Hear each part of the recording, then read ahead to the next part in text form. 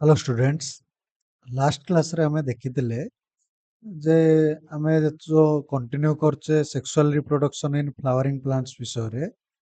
तो सेठी हमें last class रे देखिथिले कोन ना स्ट्रक्चर ऑफ आंथर विषय रे देखिथिले जे आंथर रे दीटा पार्ट मुख्यतः रही अछि। गोटे होची हमर कोन ना कहिथिली मु ऑलरेडी जे गोटे होची हमर आंथर वाल आ गोटे होची हमर कोन पोलन चैम्बर। तो आम ट्रांसफर सेक्शन नहीं कि जोटा ये चित्रटी मु करी और ट्रांसफर सेक्शन नहीं कि तार डिफरेंट लेयर ऑफ आंथर विषय डिटेल्स रे कही सारी ओ पोलेन चैम्बर विषय रे मध्य तुमको कही सारी। तो पोलेन चैम्बर विषय रे मध्य जो कही सारी जदि आज आम टे रिवाइज करके पुणी थरे स्टार्ट करवा। तो आमे देखिथिले जे लास्ट क्लास रे जे आमर जो रही आंथरटी को मुख्यतः आमे कौन कले ना दी भाग रे भाग कले। आंथर को आमे कौन कले बा आंथर भितर आमर कौन अच्छे जो एरिया रे आमर जो माइक्रोस्पोर प्रोडक्शन होची सेटा माइक्रोस्पोरांजियम बोले आमे ना देले। से चारोटी माइक्रोस्पोरांजियम रही आंथर भितर। तो से गोटे गोटे माइक्रोस्पोरांजियम को आमे जदि देखिबा लार्ज व्यू रे देखिबा तो आंथर वाल तो पोलन चैम्बर को लेकिन माइक्रोस्पोरांजियम टा तैयारी होता है। तो आमे देखिले जे से आंथर जो वाल रहिला लास्ट क्लास रे मु चित्र करी देखैतिली। आंथर जो वाल रहिला हमर चारिटा लेयर रही बोली आमे ऑलरेडी पढ़ी सारचे आंथर वाल रे। कौन कौन रहिला आंथर वाल रे पिले चारिटी लेयर। गोटे होची हमर कोन आउटर मोस्ट लेयर टा थिला हमर एपिडर्मिस। कौन थिला एपिडर्मिस बा तार ना मध्य कहिथिले कोन एक्सोथेसियम। कौन एक्सोथेसियम। तो एटा जो आमे कहिथिले एक्सोथेसियम बा एपिडर्मिस। तो आर फंक्शन कौन थिला आउटर मोस्ट लेयर रो प्रोटेक्टिव इन फंक्शन थिला। कौन प्रोटेक्टिव इन फंक्शन थिला। प्रोटेक्टिव इन फंक्शन थिला। तो ता तळे थिला लेयर टी हमर कोन ना एंडोथेसियम। कौन एंडोथेसियम थेसियम। आर कैरेक्टरिस्टिक्स कौन थिला रे पिले। कैरेक्टरिस्टिक्स फीचर कौन थिला ना एटा alpha cellulosic alpha cellulosic fibrous tissue रे गढ़ा होता। तो जो एरिया रे alpha cellulosic fibrous tissue absent थाए सेटा को आमे कौन कहिथिले स्टोमियम। कौन कहिथिले आमे स्टोमियम। आ स्टोमियम रो फंक्शन कौन थिला रे पिले। ए जेतले आंथर टा मैच्योर हो जाए आंथर टा जेतले मैच्योर हुए तार कौन होता है ना ब्रस्ट होता है। ब्रस्ट है भितर कौन बाहर थाए माइक्रोस्पोर बाहर थाए। तो ये जो ब्रस्टिंग टा स्टार्ट हम कौन ना स्टोमियम एरिया रू। स्टोमियम टा ब्रस्टिंग बा डेहिसेंस ऑफ आंथर रे हेल्प करे बोली आमे पढ़िथिले। ता तळे थिला हमर कोन middle layer. Middle layer middle layer रे पिले कौन कहिथिले एटा 1 to 3 लेयर बा आउ किछि बुक रे लिखा हिचे 2 to 4 लेयर रो बोली। एटा मु कहि सारथिली। आ एटा पिले कौन थिला एफिमेराल। कौन एफिमेराल इन नेचर माने कौन ना एटा शॉर्ट लिव्ड माने कौन रे शॉर्ट लिव्ड कहीं कहला ना जत आंथर टा कौन हबो आंथर टा जतले मैच्योर हबो ए मिडिल लेयर टा कौन हबो ना डिसइंटीग्रेट हे जिवो। कौन हे जिवो डिसइंटीग्रेट हे जिवो बा हमर कौन हे जिवो बा नष्ट हे जिवो बोली जोटा ओडिया रे कहि परिबा। डिसइंटीग्रेट हे जिवो सेथि पई एटा कौन कहला एफिमेराल इन नेचर बा एफिमेराल रो मीनिंग होची कौन शॉर्ट लिव्ड। क्लियर समस्ते। मिडिल लेयर तळे हमर कौन रहितला जो फोर्थ लेयर टा रहितला कौन हमर टापेटम। कौन पढैतिली टापेटम। पिले टापेटम केते प्रकार रो कहितिली। टापेटम पिले हमें भाग करिसे दी प्रकार रे। गोटे हला हमर कोन आमोइबॉइड टापेटम आ गोटे हला कोन ग्लैंडुलर और ग्लैंडुलर और सिक्रेटोरी टापेटम। क्लियर। तो एतिक आम देखी तो आमोइबॉइड टापेटम रो कौन काम थिले रे पिले? आमोइबॉइड टापेटम थिला जो माइक्रोस्पोर डेभलप होबे, जो माइक्रोस्पोर ओडा डेभलप होबे माने कोन जो माइक्रोस्पोर कोठी पोलेन चैम्बर भीतर हमरो माइक्रो पोलेन सैक भीतर हमरो माइक्रोस्पोर बा पोलेन ग्रेन डेभलप होबे। से जो डेभलप माइक्रोस्पोर को बा पोलेन ग्रेन को ये कौन देबो? न्यूट्रिशन प्रोवाइड करिवो। कोन? न्यूट्रिशन प्रोवाइड करिवो। किए से? आमोइबॉइड टापेटम रो एटा फंक्शन थिला। आउ सेठी कहितिली जे मध्य जे जो ग्लैंडुलर टापेटम रहिछि, ग्लैंडुलर टापेटम बा सिक्रेटरी टापेटम जो रहिला, दीज सेल्स कोन कोन सिक्रेट करिथांत रे? डिफरेंट केमिकल सब्सटेंस सिक्रेट करिथांत लाइक कोन? स्पोरोपोलेनिन। आउ गोटे होछि कोन? Pollen kit. ତା ଛଡା ଆହୁରି ମଧ୍ୟ ରହିଛି ଯୋଉଟା କିଏ ଆମର ଗ୍ଲାଣ୍ଡୁଲାର ଟାପେଟମ୍ କଣ କରିଥାନ୍ତି? ସିକ୍ରେଟ କରିଥାନ୍ତି ବା ସିକ୍ରେସନ କରିଥାନ୍ତି। ତ ସେଥିପାଇଁ ତା ନାଁ କଣ ହେଇଗଲା? ଗ୍ଲାଣ୍ଡୁଲାର ଟାପେଟମ୍ ବା ସିକ୍ରେଟୋରୀ ଟାପେଟମ୍। କ୍ଲିୟର ସମସ୍ତେ? ଏତିକି ପଢି ସାରିଥିଲେ। ତ ଏଇଠି ପିଲେ ଏଇଠି ମୁଁ ଲାଷ୍ଟ ଚିତ୍ରରେ ଦେଖେଇଥିଲି ପୁରା ଆଉଟର ମୋଷ୍ଟ ଲେୟର ଟାକୁ କଣ ଦେଖେଇଥିଲି? ଆଉଟର ମୋଷ୍ଟ ଲେୟର ଟାକୁ ଦେଖେଇଥିଲି ଏପିଡର୍ମିସ୍। ତା ତଳେ ରହିଲା ଆମର ଏଣ୍ଡୋଥେସିୟମ। ତା ତଳେ ରହିଲା ଆମର କଣ? Middle layer. ଏଇଟା ପିଲେ ମୁଁ ଗୋଟେ ଦେଖେଇଛି, ଏଇଟା କଣ 2 ରୁ 4 ଲେୟାର ଥିବ ବା 1 ରୁ 3 ଲେୟାର ଭିତରେ ଏମିତି ଥିବ। ତା ତଳଟା ଏଇଟା ଯୋଉ ରହିଲା କଣ? ଟାପେଟମ୍। ଏଇ ଏରିଆଟାରେ ରହିଲା ଆମର କଣ? ପୋଲେନ ସ୍ୟାକ ବା ପୋଲେନ ଚାମ୍ବର। ଆଉ ଏଇଠି କଣ ଫର୍ମେସନ ହଉଥିବ? ପୋଲେନ ଗ୍ରେନ ଫର୍ମେସନ ହବ ବା ପୋଲେନ ଗ୍ରେନ ର ଆଉ ଗୋଟେ ନାଁ ହଉଛି କଣ? ମାଇକ୍ରୋସ୍ପୋର ଫର୍ମେସନ ହବ ଏଇ ଏରିଆଟାରେ। କ୍ଲିୟର। ତ ଏତିକି ଆମେ ଦେଖି ସାରିଥିଲେ। ବର୍ତ୍ତମାନ ଆମେ ଦେଖିବା କଣ ନା ପିଲେ, ଆମେ ବର୍ତ୍ତମାନ ଆଜି ପଢିବା କଣ? Development of ମାଇକ୍ରୋସ୍ପୋର। ମାଇକ୍ରୋସ୍ପୋର ଟା ଯୋଉ ପୋଲେନ ଚାମ୍ବର ଭିତରେ ଏଇଠି ମାଇକ୍ରୋସ୍ପୋର ଫର୍ମେସନ ହବ ବୋଲି ମୁଁ କହିଲି, ଏଇ ଏରିଆରେ ବା ଏଇ ଏରିଆରେ ଯୋଉ ମାଇକ୍ରୋସ୍ପୋର ଫର୍ମେସନ ହବ ବୋଲି ମୁଁ କହିଲି, ପୋଲେନ ଗ୍ରେନ ଫର୍ମେସନ ହବ ବୋଲି କହିଲି, କେମିତି ଫର୍ମେସନ ହବ ତାକୁ ଆମେ ଆଜି ଦେଖିବା। କ୍ଲିୟର ସମସ୍ତେ? ତ ଆଜି ଆମେ ପଢିବା କଣ ଏଠି ନା ଡେଭଲପମେଣ୍ଟ ଅଫ କଣ ପଢିବା? Development of microspore. ଆଚ୍ଛା, ଏଇ ବିଷୟରେ ଆଜି ଆମେ ପଢିବା।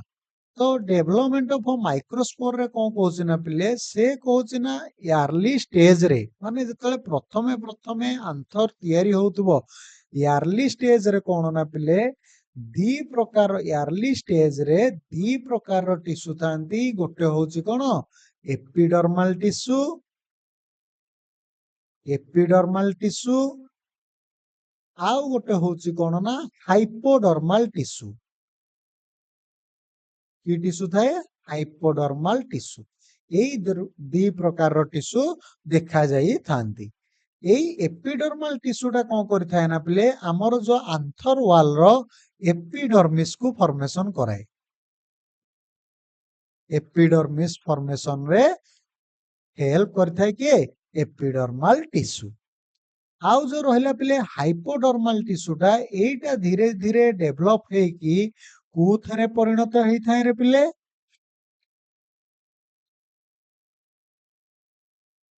କୋଉଥିରେ ହେଇଥାଏ? ଯଦି କେହି ଜାଣିଛ କମେଣ୍ଟ କର। ତ ହାଇପୋଡର୍ମାଲ ଟିସୁଟା କଣ ହେଇଥାଏ ନା ଧୀରେ ଧୀରେ ଡିଭାଇଡ ହେଇକି ଆମର ପରିଣତ ହେଇଥାଏ ଆର୍ଚିସ୍ପୋରିଆଲ। କଣ? ଆର୍ଚିସ୍ପୋରିଆଲ ଇନିସିଆଲ। ଆର୍ଚିସ୍ପୋରିଆଲ ଇନିସିଆଲ ରେ ପରିଣତ ହେଇଥାଏ। କୋଉଟା? ଏଇ ହାଇପୋଡର୍ମାଲ ଟିସୁଟା କୋଉଥିରେ କନଭର୍ଟ ହେଇଯିବ?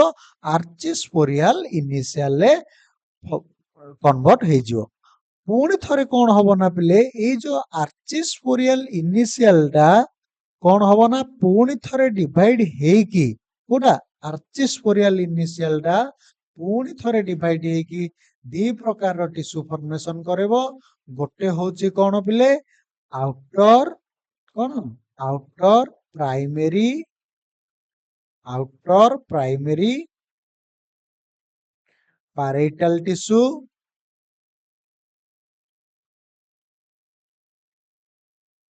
आउ गोटे होची कौन फॉर्मेशन हबो ना inner primary sporogenous tissue inner primary sporogenous tissue तो बुझी परलो तो इयरली स्टेज रे प्रथमे कौन रहिला दी प्रकार टिश्यू रहिला गोटे होची हमरो एपिडर्मल टिश्यू आउ गोटे होची हमरो हाइपोडर्मल टिश्यू एपिडर्मल टिश्यू टा कौन फॉर्मेशन कला एपिडर्मिस हाइपोडर्मल टिश्यू टा डिवाइड की कौन फॉर्मेशन कला आर्चिस्पोरियल इनिशियल टा पुणी थरे डिवाइड की केते प्रकार टिश्यू कला दी प्रकार रो कौन कौन आउटर प्राइमरी पैराइटल टिश्यू आउ गोटे हला हमरो इनर प्राइमरी स्पोरोजिनस टिश्यू एई जो पिले आउटर प्राइमरी पैराइटल टिश्यू टा रहिला ये धीरे धीरे डिवाइड हेकी जो आमर आंथर वाल ऑलरेडी कौन फॉर्मेशन हे गलानी देखो जो एठी एपिडर्मिस फॉर्मेशन हे गलानी तो ताहाले आउ जो रहिला एपिडर्मिस बा एक्सोथेसियम तो फॉर्मेशन हे जाईची आउ जो रहिला कोन आउ जो रहिला हमर कोन एंडोथेसियम तापरे रहिला कोन एंडोथेसियम तापरे रहिला कोन मिडिल लेयर तापरे रहिला हमर कोन टापेटम एई तीनटा को जो टिश्यू पिले फॉर्मेशन हेतिला एई तीनटा को टिश्यू आसीबो कुतरो ना आउटर प्राइमरी पैराइटल टिश्यू ता बाद जो पिले रहिला इनर प्राइमरी स्पोरोजिनस टिश्यू एई इनर प्राइमरी स्पोरोजिनस टिश्यू टा कोन हबो ना धीरे धीरे डेवलप हेकी हमर कोन करिवो रे हमर करिवो फॉर्मेशन करिवो माइक्रोस्पोर मदर सेल जहाँ को हमें MMC लिखि परिया कौन माइक्रोस्पोर मदर सेल फॉर्मेशन करेबो बुझी पारला ना बुझी पारलनी तो ताहले पिले एई जो टिश्यू ओडा रहिला एई टिश्यू ओडा एंडोथेसियम हो कि एपिडर्मिस हो टापेटम हो कि मिडिल लेयर हो एडा सब कोन रे एडा होची कोन ना डिप्लॉयड टिश्यू बोले कौन कि डिप्लॉयड टिश्यू माने मान पाखर कौन थिबो टू सेट्स ऑफ क्रोमोसोम थिबो तो एई जो पिले inner sporogenous primary sporogenous tissue टा धीरे धीरे डिवाइड हेकी को फॉर्मेशन कला माइक्रोस्पोर मदर सेल तो ये प्रोसेस टा चाली छि कोठी पिले पोलेन चैम्बर भितरे कोठी पोलेन सैक और तार नाम कोन पोलेन चैम्बर कारण पोलेन टा कोठी पोलेन सैक भितर फॉर्मेशन हबो तो एई जो प्रोसेस टा इनर प्राइमरी स्पोरोजिनस टिश्यू रो जो फॉर्मेशन होची माइक्रोस्पोर मदर सेल टा एठी कोठी चलची एटा पोलेन सैक बा पोलेन चैम्बर रे आ एटा को प्रोसेस रे हबो रे पिले माइटोसिस कोन हबो माइटोसिस पुणी थरे माइक्रोस्पोर मदर सेल रे कोन हबो ना पिले पुणी थरे जते माइटोसिस माइक्रोस्पोर मदर सेल रे कोन हबो ना पिले जतेबेले हमरो मियोसिस हबो कोन हबो मियोसिस हबो एई माइक्रोस्पोर मदर सेल रो कोन हबो ना माइक्रोस्पोर बा पोलेन ग्रेन प्रोड्यूस हबो क्लियर समस्ते बुझी पारल समस्ते तो आमर केमिति डेवलपमेंट हला माइक्रोस्पोर एठी हमें बुझी गले तो आमर कोठ आसला प्रथमे हाइपोडर्मल टिश्यू आसला हाइपोडर्मल टिश्यू रो कोन हला आर्चिस्पोरियल इनिशियल हला आर्चिस्पोरियल हला आउटर प्राइमरी पैराइटल टिश्यू जो थ्रू आसला एंडोथेसियम मिडिल लेयर टापेटम तापरे आसला कोन इनर प्राइमरी स्पोरोजिनस टिश्यू जो थ्रू आसला हमर कोन माइटोसिस रो आसला माइक्रोस्पोर मदर सेल रे कोन हला मियोसिस हेकी माइक्रोस्पोर हला माइक्रोस्पोर टा पिले मध्ये कोन रे डिप्लॉयड इन नेचर जोटा को हम 2n लिखोसे किंतु माइक्रोस्पोर टा कोन होबा हाप्लॉयड इन नेचर होबा कोन होबा हाप्लॉयड इन नेचर होबा तो जदि पिले बुझी पारु न मु एठी तुमको कहि दउचे टिके मध्ये डिप्लॉयड और हाप्लॉयड कोन हमर पिले जो सेल जो अछि आइदर सेटा कौन हेतियो ना डिप्लॉयड नहले कौन हेतियो ना हाप्लॉयड। डिप्लॉयड र मीनिंग होची कौन ना टू सेट ऑफ क्रोमोसोम थिबो।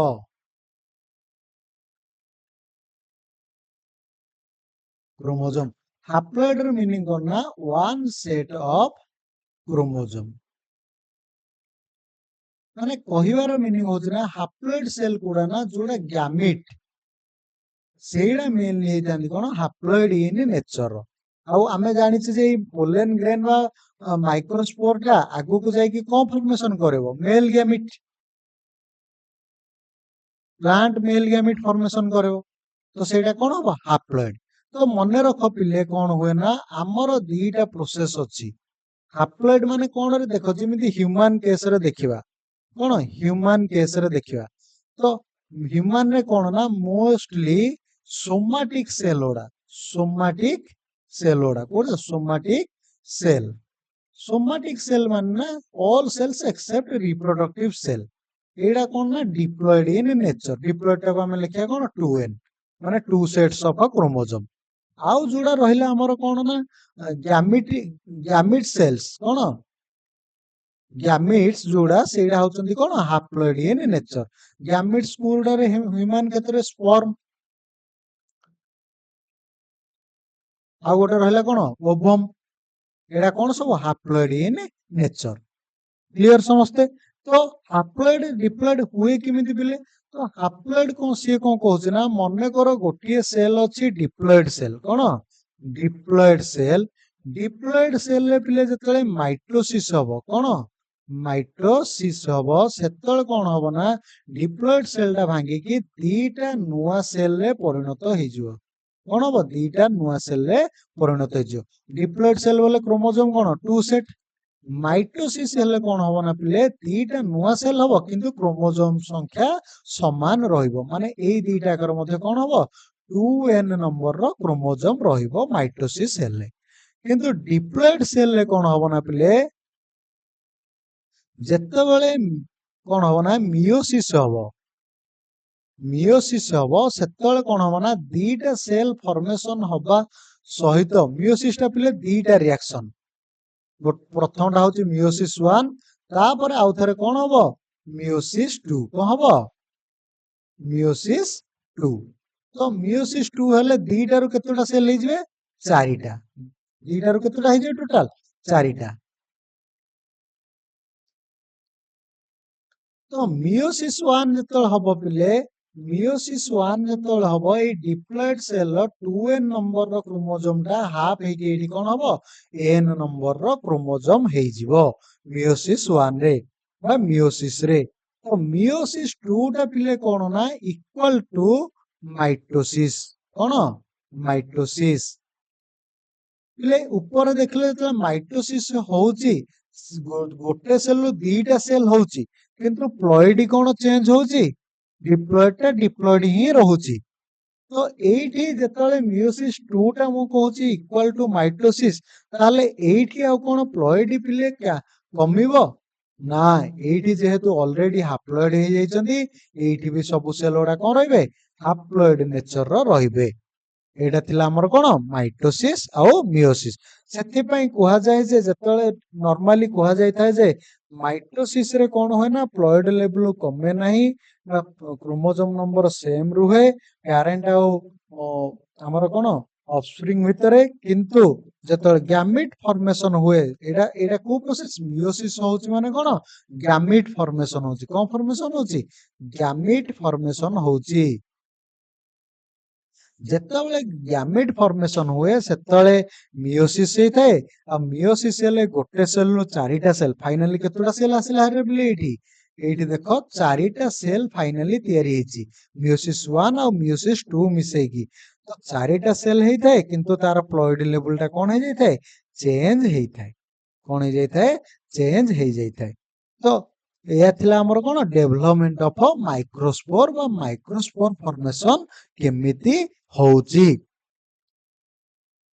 तो पिले से कहूची पुणी थरे जे जेतेबेले जो प्राइमरी स्पोरोजिनस टिश्यू टा बा आमर जो ये पढ़िले प्राइमरी स्पोरोजेनस टिश्यू से कौन है ना माइक्रोस्पोर रे कन्वर्ट है माइक्रोस्पोर मदर सेल रे कन्वर्ट है प्रथम माइटोसिस रे तापर कोथरे माइक्रोस्पोर रे कन्वर्ट है कोथरे मियोसिस जरिया रे तो से कहूची ना कौन ना जेतबेले एई जो फॉर्मेशन हेई थाए हमर जो माइक्रोस्पोर टा फॉर्मेशन होची प्रथम केतोटी सेल होची चारिटा सेल होची एठी मु देखैली गोटे माइक्रोस्पोर मदर सेल रो केतोटा आसीओ माइक्रोस्पोर चारोटी माइक्रोस्पोर आसीओ मियोसिस थ्रो रे तो ये जो चारिटा को सेल प्रथमे कौन होता ना अलगा हेई नथांदी एवं डिफरेंट शेप आउ साइज रे सजे हेकी गोटे सेल सराउंडिंग भितरे थांदी तेणु से मानको कौन कहा जाए ना माइक्रोस्पोर टेट्राड प्रथमे कहा जाए कौन माइक्रोस्पोर टेट्राड कहा जाए तो एमाने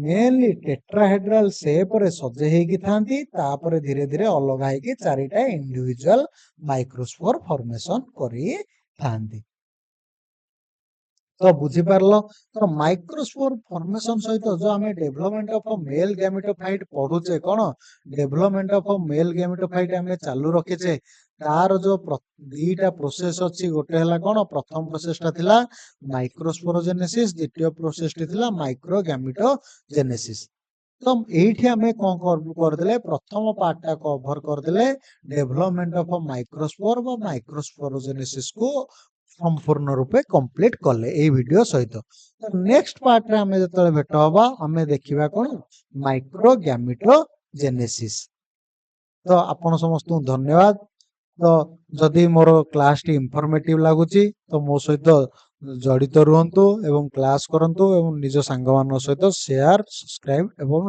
लाइक मध्य करंतु थैंक यू एवरीवन